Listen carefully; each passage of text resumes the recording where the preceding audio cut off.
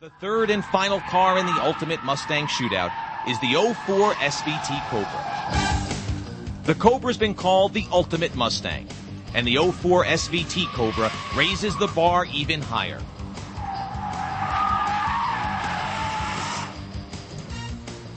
Its supercharged 4.6-liter dual overhead cam engine is rated at 390 horsepower, the most powerful engine ever fitted to a Mustang. This is a no-compromise machine. The hood is ducted to extract heat from the engine compartment. The clutch and steering effort are significantly higher than that of the Mach 1 and GT. It has the largest brakes, the firmest suspension, and the most aggressively bolstered seats of the bunch. Even the steering wheel has a fatter wrap to improve the driver's grip. The Cobra is the king of all Mustangs. It's supercharged from the factory. It can go 12-second quarter miles right on the way it's delivered from the dealership. It's just an all-business car. It's comfortable to drive, but everything about it is business. It's got a heavier clutch than the other two cars. It's got functional air ducting on the hoods to draw heat out of the engine compartment. It's got heavier steering, a fat-wrap steering wheel. On the track, the car is just head and shoulders above the other two Mustangs because of the specific suspension work that they've done for the car. We're driving the 2004 Cobra convertible. This is about the highest level of performance that you can get.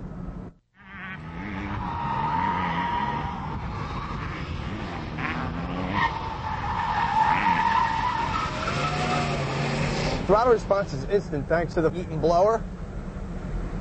The supercharger pumps air into the engine, gives it that extra kick.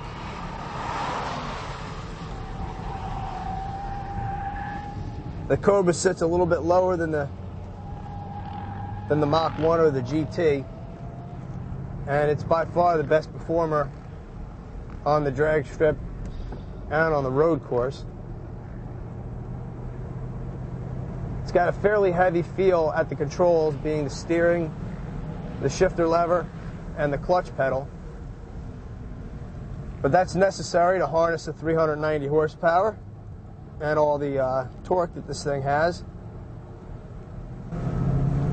It's got a smooth shifting 6-speed transmission with 2 overdrives. First gear is a relatively high 266 first gear, unlike the other transmissions that have a 337 first gear, which means that in this car you're actually in first gear for a longer period of time.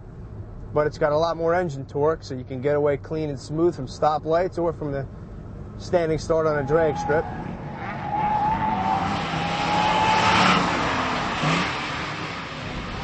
And this transmission also has much closer ratio gears, which are really, really fun on the road course, because as soon as you shift a gear, the power is right there. You can keep the engine up in the power band, but if you let it drop down, no problem. It's got tons of torque.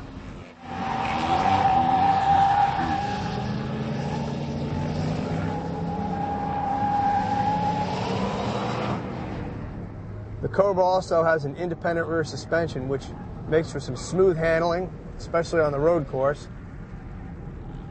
Lets the rear tires stay real compliant with the track, especially in the tight turns like on this track here, where the car tends to lean a little bit and the inside rear tire will have a tendency to want to spin coming off the turn. But the Cobra keeps it planted. The IRS just digs in and does its job. And the front of this car is also unbelievable. It's probably the best handling Mustang ever built, next to maybe the Cobra R. It's very, very tight. Turn in is accurate and instant. As soon as you turn in, assuming you got the weight planted on the front, the tires dig and it turns very, very quickly.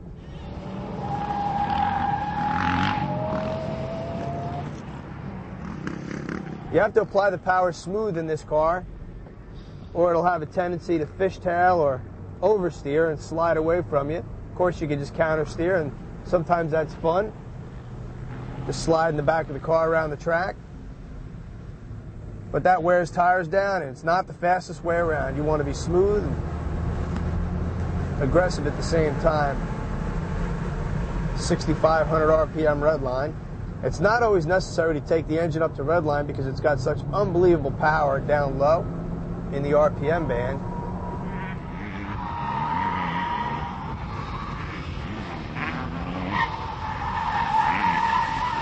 easily modified. Some of these cars make upwards of 650 horsepower with the rear tires.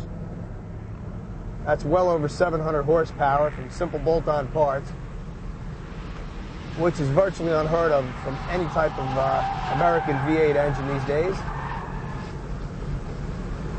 The Cobra is my personal favorite.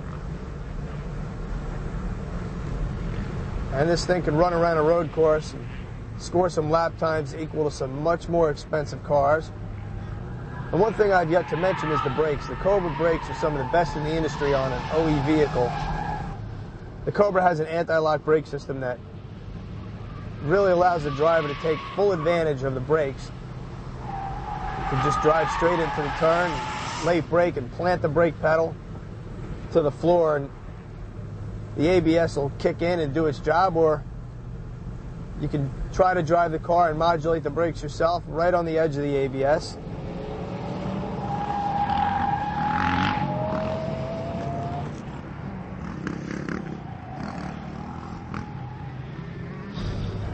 And this car is probably the most neutral of the bunch. If anything, maybe a little bit of a tendency to oversteer. I felt the Mach 1 had the most amount of understeer, or tendency to push right at the limit in the turns. This car a little more stable and really hugs in there, and you can really get aggressive without crossing the line, sliding the car, or having a situation where you might spin out. That's never fun.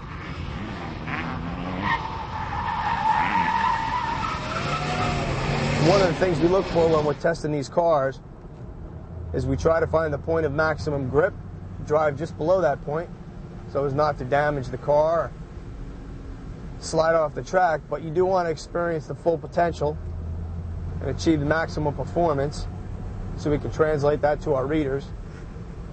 And this car makes it really, really easy to do that.